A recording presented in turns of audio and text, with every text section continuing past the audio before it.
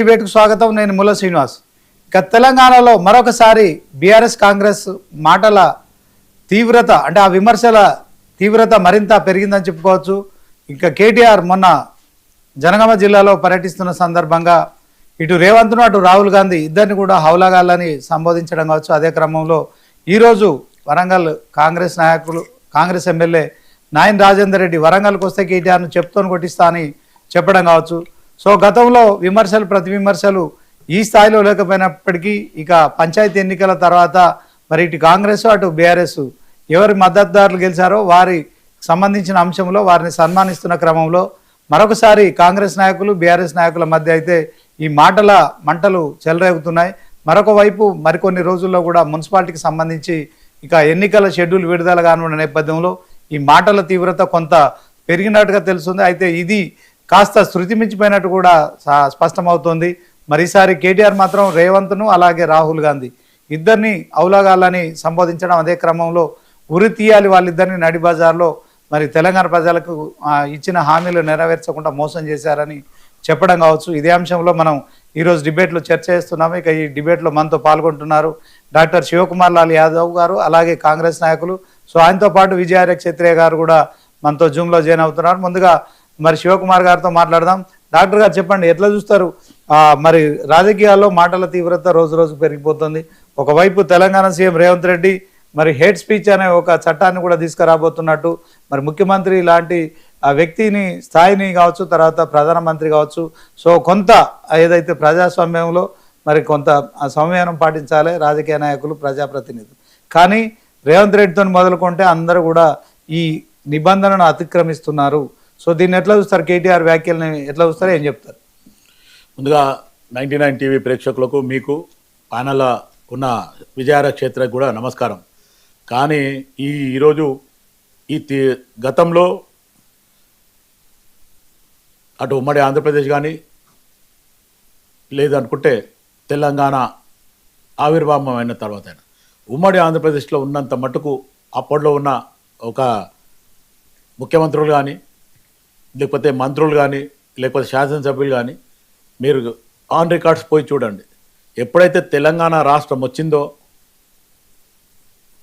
మొత్తానికి ఆ తెలంగాణ సపరేట్ అయిన తర్వాత తెలంగాణ రాష్ట్రం వచ్చిన తర్వాత కేసీఆర్ అండ్ కంపెనీ ఎప్పుడైతే అధికారంలోకి వచ్చిండ్రో తెలంగాణ భాషని ఒక తిట్ల భాషగా లేకపోతే తిట్లు తిడుతారే తెలంగాణలా అనే రకంగా వీళ్ళు మెయింటైన్ చేసుకుంటూ రావడం జరిగింది. 10 సంవత్సరాలలో ఇటు కేసీఆర్ ఉద్యమ కాలంలో తిట్టిన తిట్టులకి ఎవరు కూడా ఆయన అభ్యంతరం చెప్పలేదు, నవ్వుకోవడం జరిగింది. ఒకవేళ ఆంధ్ర వాళ్ళు మోసం చేస్తున్నారు అనే రకంగా మాట్లాడడం జరిగింది. దానికి మనం అందరం కూడా యాక్సెప్ట్ చేసినాం. సరే ఆయన అన్నా కానీ నవ్వుకోవడం జరిగింది. అటు ఆంధ్ర వాళ్ళు నవ్వుకురు, ఇటు తెలంగాణ వాళ్ళు నవ్వుకురు. మిగతా ఆ భాష మన తెలంగాణ సంస్కృతిలో మిగతా కేసీఆర్ తిట్టడంలో న్యాయం ఉందంటారు. అంటే న్యాయము అన్యాయం అనే రకంగా కాకుండా ఆంధ్ర వాళ్ళు తెలంగాణని దోచుకున్నారు. ఇన్ని సంవత్సరాలు వాళ్ళు అధికారంలో ఉన్నారు కాబట్టి తెలంగాణను అభివృద్ధి చేయలే అనే రకంగా మాట్లాడిన భాష కింద అప్పట్లో పరిగణించింది. కానీ తెలంగాణ వచ్చిన తర్వాత ఈ కేటీఆర్ ఎవడు, ఈ కవిత ఎవరు, లేకపోతే హరీష్ రావు ఎవడు, అసలు వీళ్ళకు రాజకీయంలో వీళ్ళ తండ్రిని అడ్డం పెట్టుకొని మామని అడ్డం పెట్టుకొని వీళ్ళు రావడం తప్ప వీళ్ళకి రాజకీయంగా ఇప్పుడు నేను ఆల్మోస్ట్ ఆల్ ఒక 83 నుంచి యూత్ కాంగ్రెస్ నుంచి కాంగ్రెస్ పార్టీలో ఉన్నా. ఈరోజు అంచెలంచెలుగా ఈరోజు కాంగ్రెస్ పార్టీ అధికార ప్రతినిధి మరియు క్యాంపెయిన్ కమిటీ రాష్ట్ర కోఆర్డినేటర్ వరకు నేను ఎదగడం జరిగింది. కానీ ఈరోజు ఉద్యమ కాలంలో మధ్యంలో 2008లో వచ్చిన కవిత కానీ కేటీఆర్ కానీ ఈరోజు మా మధు యాష్కి గారు ఓపెన్గా చెప్పడం జరిగింది. కవిత పెళ్లికి రావాలంటే కేసీఆర్ నా సాయం అడిగితే నేను వీసా ఇప్పిస్తే వచ్చిన ఈ కేటీఆర్ గారు, లేదంటే కేటీ రామారావు అంట్లు కడుకుంటుంటే అమెరికాలో అనే రకంగా ఎన్నో సార్లు మాట్లాడడం జరిగింది.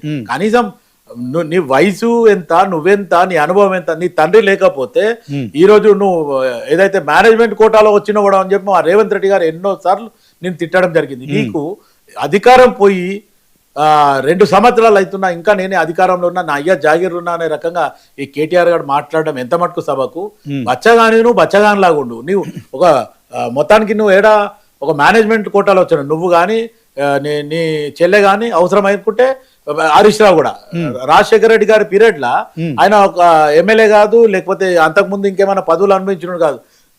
కేసీఆర్ నామినేట్ గా చెప్తే రాజశేఖర రెడ్డి గారు అప్పట్లో నామినేటెడ్ మినిస్టర్ ఇవ్వడం, youth affairs and sports minister ఇచ్చి నామినేటెడ్ ఇచ్చి, ఆయన ఎమ్మెల్యే కాదు ఏం కాదు, నామినేటెడ్ మినిస్టర్ చేయడం జరిగింది.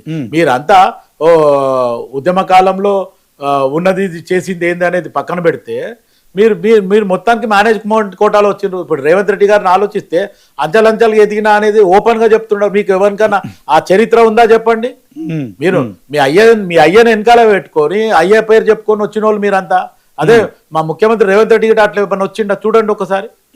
ఇది పరిస్థితి. కానీ నువ్వు అధికారం పోయిన తర్వాత కూడా ఇంకా 2 సంవత్సరాల నుంచి నువ్వు భాష మాట్లాడడం, ఒకవేళ నీ అయ్యకు నిజంగా అనుభవం ఉందంటే, కేసీఆర్ 85లో ఎమ్మెల్యే అయిండు, నేను 83లో కాంగ్రెస్ పార్టీలో జాయిన్ అయిన యూత్ కాంగ్రెస్. ఏం తేడా ఉంది? ఒకవేళ ఆ రోజులలో నాకు కూడా టికెట్ వచ్చింది, నీ అయ్య కంటే నేను సీనియర్. ఈరోజు ఒక శివకుమార్ లాల్ గారు, ఇప్పుడు మీరు సీనియరా కేటీఆర్ సీనియర్ కాదు మ్యాటర్ ఇక్కడ. కేటీఆర్ తెలంగాణ రాజకీయ నాయకులు మాట్లాడుతున్న భాష శృతి మించిపోతుంది. సాధారణ ప్రజలు మరి సిగ్గుతో తలవంచుకునే పరిస్థితి. అసెంబ్లీ సమావేశాలు కూడా సాధారణ ప్రజలు చూడట్లేదు. ఒకరేమో ఉరితీయాలంటారు, హౌలాగాలంటారు, ఇంకోలేమో చెప్తూ కొట్టిస్తా అంటారు. ఇదేంటి? ఇది భాష ఏంటి? రాజకీయ నాయకులు మరి వాళ్ళు చట్టసభల్లో మాట్లాడే క్రమంలో కావచ్చు, బయట సమాజంలో మాట్లాడేటప్పుడు కావచ్చు. సో నిజంగానే ఖచ్చితంగా ఏదన్నా విమర్శలు చేయాలి, సద్విమర్శలు చేయాలి. ప్రభుత్వం తప్పుల్ని ఎత్తి చూపడం కోసం కావచ్చు, వ్యక్తిగతంగా దారి చూస్తున్నాయి. దీన్ని ఎట్లా చూస్తారు? రేవంత్ రెడ్డి గారు కూడా ఒకసారేమో కేసీఆర్ అసెంబ్లీకి రావాలంటారు, తర్వాత అసెంబ్లీకి వచ్చిన తర్వాత సాధారణంగా రిసీవ్ చేసుకున్నట్టు దగ్గరికి వెళ్ళడం, షేక్ హ్యాండ్ ఇవ్వడము, తర్వాత ఆయనతో మరి ఆరోగ్యం ఎట్లుంది అది ఇది కనుక్కోవడం, మళ్ళీ తెల్లారే అక్కడ ప్రజాభవన్లో జరుగుతున్న ఏదైతే మీటింగ్లో మరి విమర్శలు చేయడం తీవ్ర స్థాయిలో. సో దాంట్లో మరి కసబ్తో పోల్చడం, కేసీఆర్ను ఉరిదీయాలనడం. సో దీంట్లో ఇవన్నిటిని ఎలా చూస్తారు మీరు? ఇప్పుడు ఒకప్పుడు శ్రీనివాస్ గారు, ఒకప్పుడు అసెంబ్లీలో కానీ పార్లమెంట్లో కానీ లైవ్ పెట్టకపోతే పోరాడి లైవ్ పెట్టమని చెప్పడం జరిగింది. కానీ ఇప్పుడు జరిగే అసెంబ్లీలో కానీ లేకపోతే మండలిలో కానీ ఇలా తిట్ల పురాణం చూస్తే మొత్తానికి లైవ్ కట్ చేయండి అనే రోజులు వస్తాయి అనేది నా ఆలోచన. ఇంకోటి ఏమంటే ఉందాగా మాట్లాడడం నేర్చుకోండి, ఉందాగా ఉండండి తప్ప మొత్తానికి ఈ రోజు బీఆర్ఎస్ వాళ్ళు డైరెక్ట్ గా రేవంత్ రెడ్డిని టార్గెట్ చేసి మాట్లాడుతుండ్రు. కాబట్టి ముఖ్యమంత్రి ఓపెన్ గా ఉండాలి, ఉందాగా ఉండాలి. చాలా సార్లు ఓపిక పట్టిండు. ఈ 2 సంవత్సరాల నుండి ఇంతకుముందు జరిగిన అసెంబ్లీలంతా కూడా ఓపెన్ గా చాలా ఉందాగా మాట్లాడిండు. మనం గతంలో ఉమ్మడి ఆంధ్రప్రదేశ్ ఉన్నప్పుడు ఎంతైతే ఇది భాష విషయంలో అందరు కూడా సమయం పాటించాలా, దీనికి ఒప్పుకుంటారు కదా. 100% సీఎం అయినా, కాంగ్రెస్ నాయకులైనా, బీఆర్ఎస్ నాయకులైనా కానీ 100% గతంలో మేము యూత్ గా ఉన్నప్పుడు గతంలో రేవంత్ రెడ్డి మాట్లాడడం కూడా తప్పని ఒప్పుకుంటారా మీరు? అరే నేనేమంటున్నా, రూల్ అనేది అందరికి శ్రీనివాస్ గారు, ఇటు కాంగ్రెస్ పార్టీకి రూల్ ఉండదు, మిగతా పార్టీలకు రూల్ అనేది కాదు. కాకపోతే నేను ఇక్కడ చెప్పేది ఏంటంటే, కేటీఆర్ అనే బచ్చగాడు మాట్లాడే భాష రెచ్చగొట్టి మాట్లాడుతుండే రేవంత్ రెడ్డి గారిని. మా కేసీఆర్ గారి కాలు దుమ్ముతో సమానం అంటే కేటీఆర్ ఎవడు అననికే. ఇటు కేసీఆర్ ఏంది, నీ తోలు తీస్తాను ఒక్కరోజు మాట్లాడి పారిపోయిన కేసీఆర్ కాలు చెప్పు దుమ్ముతో సమానం. మరి కాలు చెప్పు దుమ్ముతో సమానం అంటే పనికి దుమ్ముతో కూడా సమానం కాదన్న. మళ్ళీ నువ్వే విజయారాయ్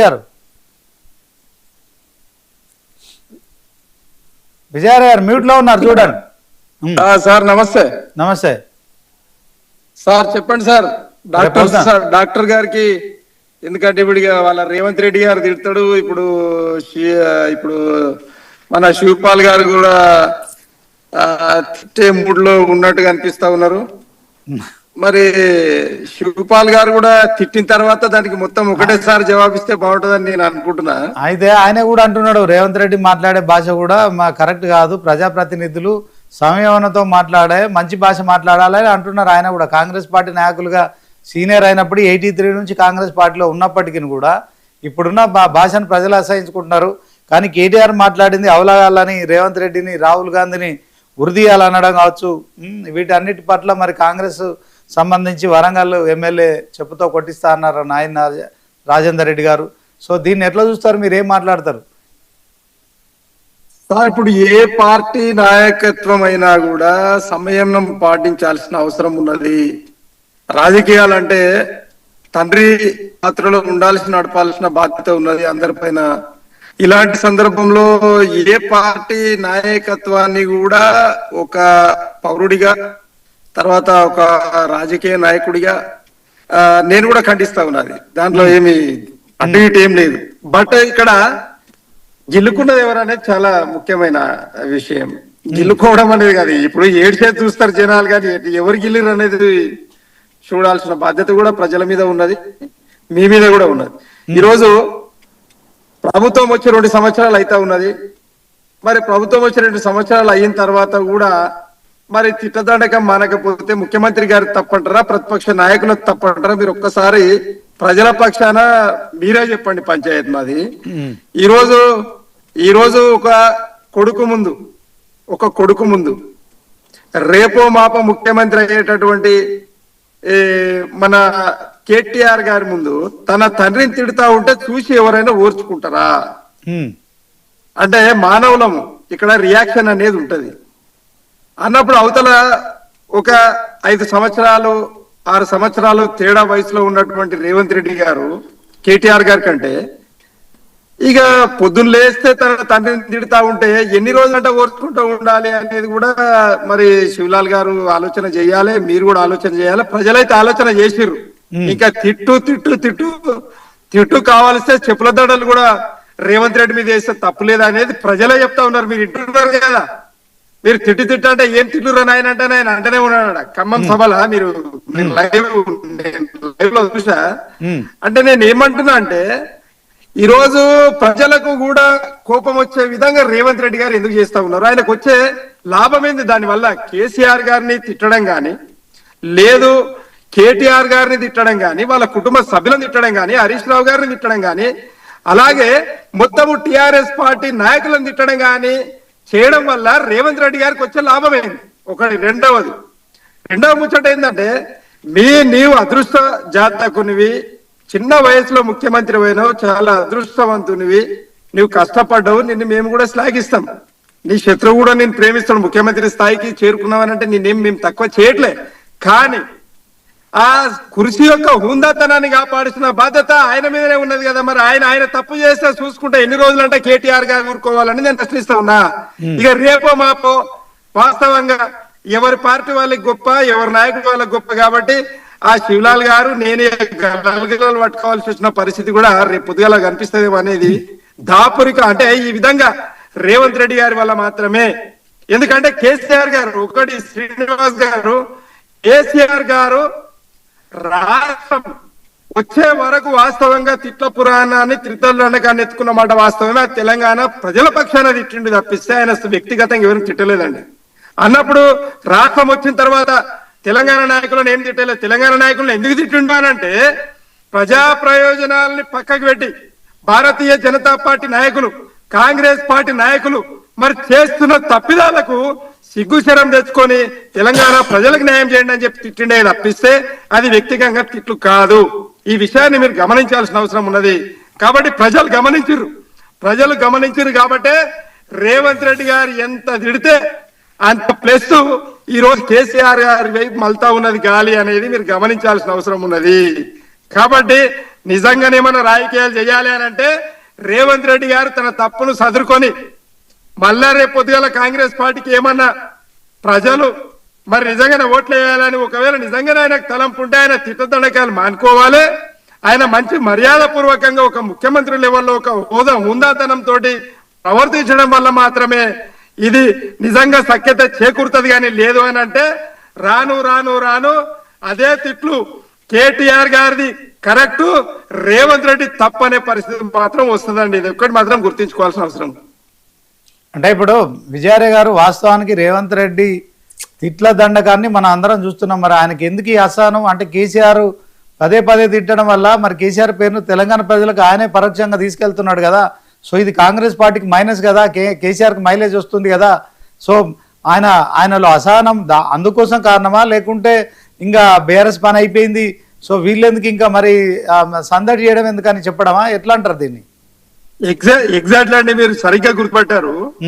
ఈ రోజు ఆయన ముఖ్యమంత్రి అయ్యేంత వరకు సోనియమ్మ కాళ్ళు పట్టుకునే కాంగ్రెస్ పార్టీని శ్లాఘించి అన్ని చేసే ఏమేం చేయాలని అన్ని చేసిండు. ముఖ్యమంత్రి అయిన తర్వాత ఆ కుర్చీ మీద కూర్చున్న తర్వాత ఒక చిన్న తప్పు చేసినా కూడా ప్రజలు కాంగ్రెస్ పార్టీకి దూరం అవుతారు అనే ఒక చిన్న ఇంగిత జ్ఞానం లేకుండా ప్రవర్తించడం ఎంతవరకు కరెక్ట్ అంటే, ఈ రోజు మళ్ళీ వచ్చే ఎన్నికలలో ఈ లోకల్ బాడీ ఎన్నికలలో అంటే ZPTC, MPTC, municipality, municipal corporation ఎన్నికలలో కూడా నిజంగా కూడా సుప్తా సాప్ అయ్యే పరిస్థితి దాపురించింది. అంటే ఆయనకి ఇష్టం లేదు మళ్ళీ కాంగ్రెస్ పార్టీ ఈడ రావడం ఇష్టం లేక ముఖ్యమంత్రి గారు ఆ విధంగా తెలిసే ప్రవర్తిస్తున్నారు.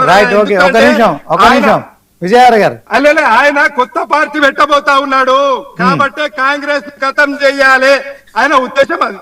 ఆయన ఉద్దేశం అది. ఇది స్పష్టత. మాకు వచ్చే నష్టం లేదు. మాకు 1000% రేవంత్ రెడ్డి ఎంత తిడితే ఈసారి ఖచ్చితంగా మాకు అంత మంచిగానే ఉంటది. ఇక తిట్టు, నీవెంత తిడతావో తిట్టు, ప్రజలు నీకు రివెంజ్ ఇస్తారు. కానీ ఆయన సొంత పార్టీ పెట్టడానికే కాంగ్రెస్ ను సంపదలుచుకున్నాడు. ఇది వాస్తవం.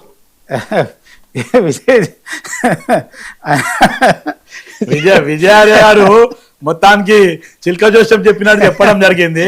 ఒకటి ఏంటంటే ఈ రోజు రేవంత్ రెడ్డి గారిని చిలక జోష్యం అయిగా ఇక్కడ చూడండి, చిలక జోష్యం చెప్పుకొని బ్రతుకు వెళ్ళ తీసుకునే పౌరులను, ఓటర్లను శివలాల్ గారు ఇంత నీచంగా మరి అవమానించడం ఎంతవరకు కరెక్ట్ అండి? ప్రజలు వింటా ఉన్నారు.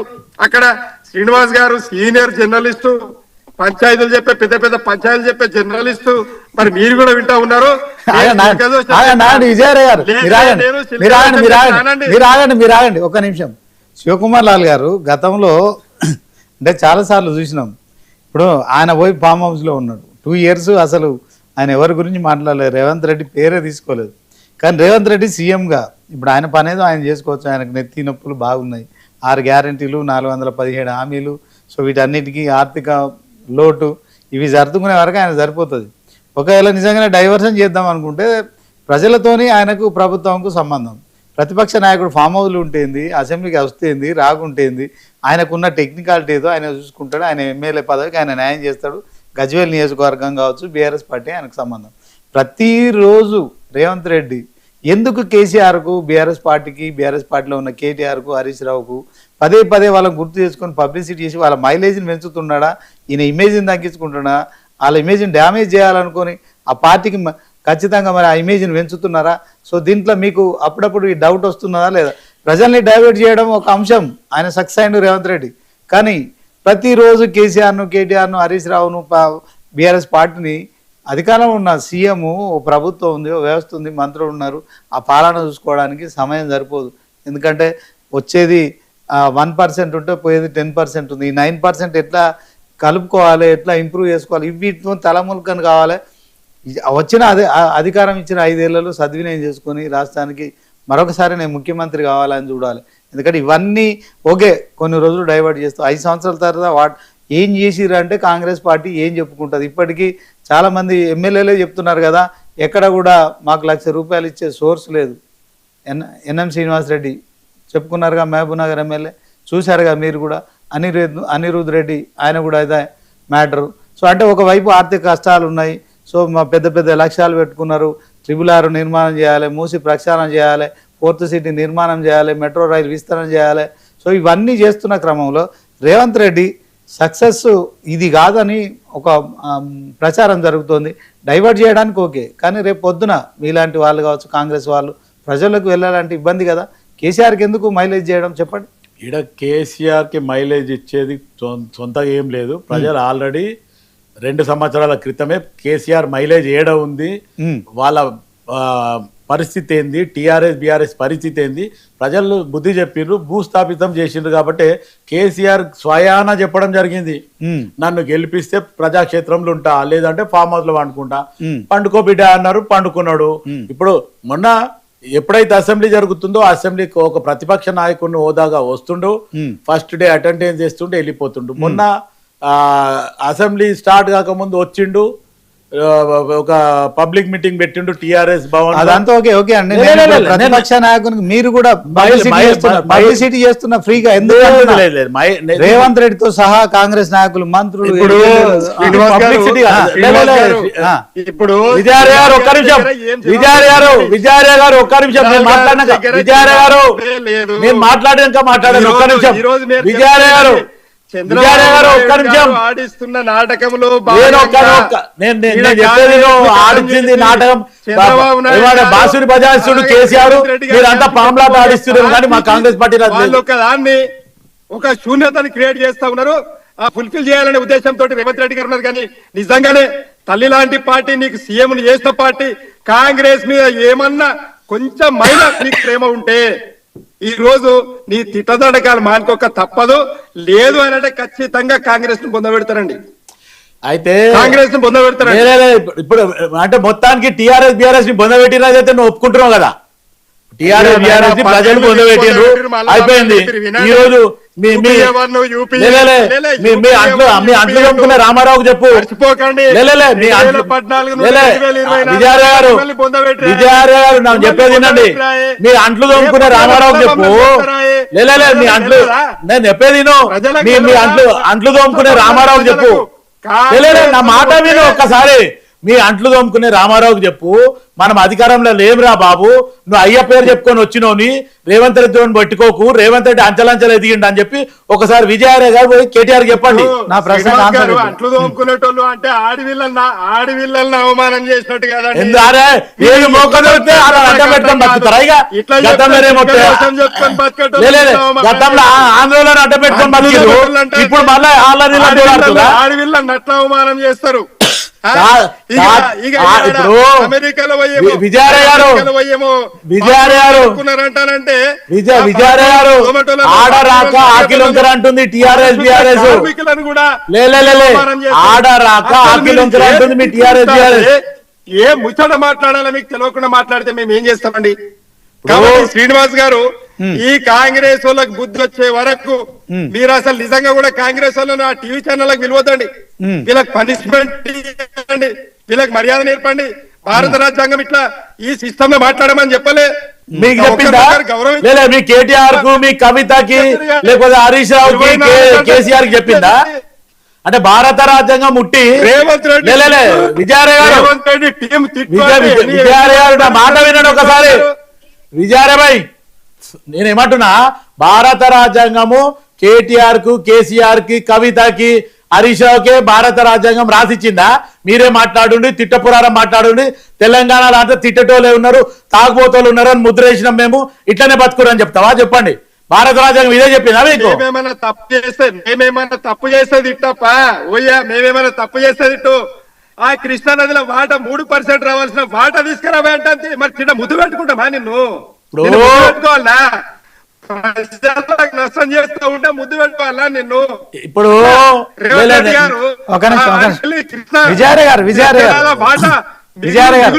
మిగులు జలాల వాట ఆడు దొబ్బుకపోతున్నాడా బాబు ఆంధ్రోడు అంటారంటే మరి దాన్ని అడగొద్దా మేము?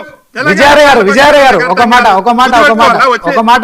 ఒక మాట కేటీఆర్ రేవంత్ రెడ్డిని, రాహుల్ గాంధీని ఇద్దరిని కూడా అవలాగాలని చెప్పడం కావచ్చు, ఉరి తీయాలని చెప్పడం కావచ్చు, దాన్ని మీరు సమర్థిస్తారా? 1000% అండి, మేము 1000% సమర్థిస్తాం. మా నాయకుడు ఏమంటారే మాది కింద పడేది లేదు. ఎందుకంటే మా నాయకుడు ఆలోచన చేసి మాట్లాడతాడు. ఎందుకు ఉరి తీయాలంటే 420 హామీలు ఇచ్చి ప్రజలను, తెలంగాణ ప్రజల మోసం చేసేందుకు ఖచ్చితంగా రాహుల్ గాంధీ ఉరి తీయాలి, రేవంత్ రెడ్డి గారిని ఉరి తీయాలి. అబద్ధం చెప్పినందుకు దేవుళ్ళ మీద ఆలయాలలో పోయి 100 రూపాయల నోటు పేపర్ మీదనండి సంతకాలు చేసిన రేవంత్ రెడ్డి గారండి. ఇంత పచ్చి అబద్ధం ఒక్కటి కాదు కదా, ప్రతి దాంట్లో మోసం. కాబట్టి మరి ఉరేయకపోతే ఏం చేస్తారండి? ముద్దు పెట్టుకుంటారా? అవునా అనకపోతే ఏం చేస్తారండి? మమ్మల్ని తిడితేనేమే మేము భరించాలి, మీకు నొప్పి అవుతుంది. అయితే విజయాలయ గారు చెప్పారు ఓకే, 10 సంవత్సరాలల్లా మీరు ఇచ్చిన హామీలేంది, మీరు చెప్పిన లెక్కలేంది, మిమ్మల్ని ఎన్నిసార్లు ఉరి తీయాలి చెప్పండి ఒకసారి. నిన్ను మీ కేటీఆర్ ని గాని, మీ కేసీఆర్ ని గాని, కవితని గాని, హరీష్ రావు గాని, సంతోష్ రావు గాని, ఇంకా మీ మంత్రులని గొర్రెల స్కామ్ అని, బర్రెల స్కామ్ అని, లేకపోతే నదీ జలాల స్కామ్ అని, లేకపోతే కాళేశ్వరం స్కామ్ అని ఎంతమందిని ఉరి చేయాలి? శివకుమార్ గారు, మీరు ఉరి చేయండి, అధికారంలో ఉన్నారు, ఇంకా ఉరి చేయాలా?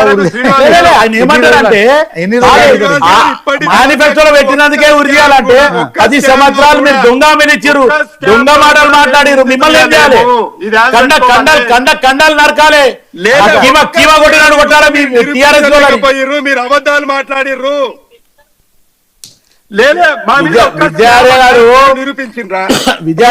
ఉంది కదా కేంద్ర ప్రభుత్వం వల్ల మా ప్రతిపక్షాన్ని భారతీయ జనతా పార్టీ ఉంది కదా, మీరు కేసీఆర్ గారి ప్రభుత్వం మీద ఒక్క స్కామ్ అన్న నిరూపణ చేసిర్రా? ఇప్పుడు మాకు మీరు విచారణ చేయండి, అధికారంలో ఉన్నారు, తప్పు వెళ్తే శిక్షించాలని ఓపెన్ చెప్తున్నారు. లోపల ఫోన్ టాపిక్ లో గానీ కాళేశ్వరంలో గానీ మొక్కలు లేవు. ఆడ కేసీఆర్ బయట ఒకటి మాట్లాడతాడు, లోపల ఒక మాట్లాడతాడు, కేటీఆర్ బయట ఒకటి మాట్లాడతాడు, లోపల ఒక మాట్లాడతాడు. ఈ రోజు అధికారుల మీద తప్పు అంటాడు, పబ్లిక్ వచ్చేం చెప్తాడు, నేనే ఇవ్వమన్న పైసలు అంటాడు. అది చెప్పు. ద్వంద్వ వైఖరి, దొంగ మాటలు, ద్వంద్వ వైఖరి మాట్లాడతాడు మీ కేటీఆర్. దొంగ మాటలు. తెలంగాణ ప్రజల పక్షాన ఆనాడైనా ఈనాడైనా పరిపాలనలో అయినా మొగుళ్ళ తీరు నిలబడ్డం, మీసం మెలేస్తాం. మళ్ళా కూడా ఈ రోజు మీ కేటీఆర్ కి మీసాలే లేవు, ఏడికే మీసం మెలేస్తాడు? మీ కేటీఆర్ కి కానీ కేసీఆర్ కి కానీ హరీష్ రావు మీసాలే లేవు. మాకున్నాయి మీసాలు, మాకున్నాయి, శ్రీనివాస్ కున్నాయి, మీకు మీసాలే లేవు. మీరు తెలంగాణ ప్రజల అభివృద్ధి ఎప్పుడు పట్టించుకుంటారు? మా కాంగ్రెస్ పార్టీ మహిళా నాయకురాలు సంధ్యారెడ్డి చెప్తుంది మీరు చెప్పాలండి. లేదా కేసీఆర్ గారిని తిట్టడం వల్ల ఏమైనా తెలంగాణ అభివృద్ధి చెందుతుందా? అంటే మీ కేటీఆర్ అభివృద్ధి పడుతుందా చెప్పండి. మీ ఆవుల కేటీఆర్ తిడితే ఏమన్నా, మీ ఆవుల కేటీఆర్ తిడితే ఏమన్నా అభివృద్ధి అవుతుందా? చాత కాదు మీ కేటీఆర్ కి. తండ్రి చాటు, అదే మొగడు చాటు పెళ్ళం లాగా తండ్రి చాటు కొడుకాడు. చెప్పులతో కొడతాము, అవన్నీ ఖాళీ మాటలు మాట్లాడు. తాటాకుల చెప్పులకి ఎవడు ఉంటాడు? ఈ రోజు కాంగ్రెస్ పార్టీ స్ట్రాంగ్ ఉంది. మీ ఒక్కొక్కల బోల్తీలు బంద్ అయిపోయినాయి, బంద్ కూడా అవుతాయి. రైట్, ఓకే, థ్యాంక్ యూ మొత్తానికి thank you. Time of Vijayarao గారు, thank you very much. Debate లో పాల్గొన్నందుకు శివకుమార్ లాల్ గారు మీకు కూడా ధన్యవాదాలు. సో మొత్తానికి ఇది రాజకీయాల్లో నాయకుల భాష అయితే శృతి మించిపోతుంది. సో ఒకవైపు మరి దీన్ని కట్టడి చేయాల్సిన బాధ్యత అందరిపై ఉంది, దీన్ని సామాన్య ప్రజలంతా కూడా అసహించుకుంటున్నారు. సో 99 టీవీ వేదికగా మరి ఇటు కాంగ్రెస్ బీఆర్ఎస్ ఒకే ఎన్నికల్లో గెలవడం కోసం ఖచ్చితంగా సద్విమర్శలు చేయాల్సిన బాధ్యత బీఆర్ఎస్ పై ఉంటుంది. అదే క్రమంలో ప్రతిపక్షాలు చేస్తున్న సద్విమర్శలకు కూడా బాధ్యతగా మరి సమాధానం చెప్పాల్సిన బాధ్యత కూడా ప్రభుత్వంపై ఉంటుంది కనుక సో అందరూ కూడా భాషను మరి సంయమనంతో మాట్లాడాలి. ప్రజల ముందు మరి రేపొద్దున దోషులుగా తేలే అవకాశం కూడా ఉంటుంది కనుక ప్రజలు ఖచ్చితంగా న్యాయ నిర్ణేతలు కనుక ఎన్నికలకు వెళ్ళేటప్పుడు ఖచ్చితంగా మరి ప్రజలకు ఇచ్చిన హామీలు ఏముంటున్నాయి ప్రభుత్వం చెప్పాలి. అదే క్రమంలో వాటిని అమలు చేసే బాధ్యతగా తీసుకోవాలి. ఇక ప్రతిపక్షం కూడా ప్రజల గొంతుగా వినిపించాలి. సో ఇది వాటి సూపర్ ప్రైమ్ టైం డిబేట్. చూస్తూనే ఉండండి 99 టీవీ.